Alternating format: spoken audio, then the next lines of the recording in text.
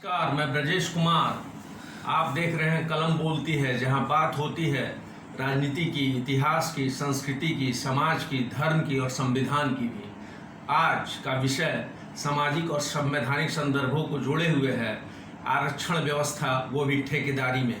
भारत में अब तक जो आरक्षण व्यवस्था थी, जो हम जानते हैं, सुनते हैं, आ रहे हैं, वो सरकारी नौकरियों में ही सीमित थी। यद्यपि निजी क्षेत्र में आरक्षण की मांग लंबे समय से होती रही है, लेकिन इस दिशा में अब तक कोई पहल नहीं हो पाई है।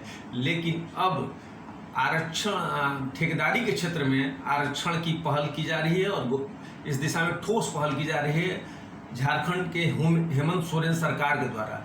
हेमंत सोरेन सरकार ने घोषणा की है कि 25 करोड़ तक की जो ठेकेदारी होगी उसमें स्थानीय लोगों को आरक्षण दिया जाएगा, प्राथमिकता दी जाएगी और इसमें भी अनुसूचित जनजाति और अनुसूचित जाति को ज़्यादा प्राथमिकता दी जाएगी। इससे स्पष्ट है कि जो कमज़ोर वर्ग है उनको भी ठेकेदारी में महत्वपूर्ण स्थान मिलेगा। अब सवाल ये है कि ठेकेदारी में सरकार आरक्षण देने पर क्यों बल दे रही है। तो यह प्रश्न सिर्फ भारत का ही नहीं है, ये पूरे विश्व में ठेकेदारी में आरक्षण को लेकर या ठेकेदारी में भागीदारी को लेकर आंदोलन होते रहते हैं, संघर्ष होते रहते हैं।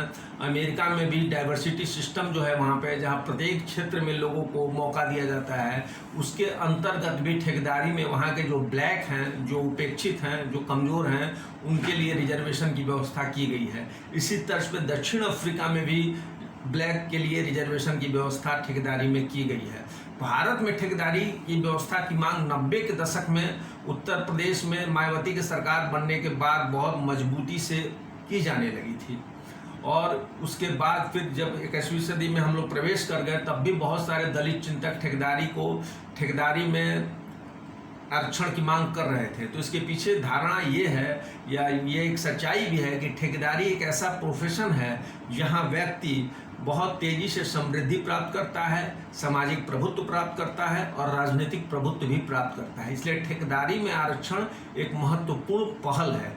हेमंत सोरेन ने जो पहल किया है उसमें आप समझिए उनकी घोषणा ये है कि किसी भी ठेकेदारी को कोई भी जब घोषणा होगी संविदा की तो उसमें 2 या 2 से अधिक ठेकेदार की अगर टेंडर राशि एक समान होगी तो उसमें सबसे पहले आपको अनुसूचित जनजाति को प्राथमिकता दी जाएगी, उसके बाद अनुसूचित जाति, उसके बाद BC1, उसके बाद BC2 और सबसे अंत में आपको सामान्य वर्ग का नंबर आएगा, वो भी स्थानीय होना चाहिए।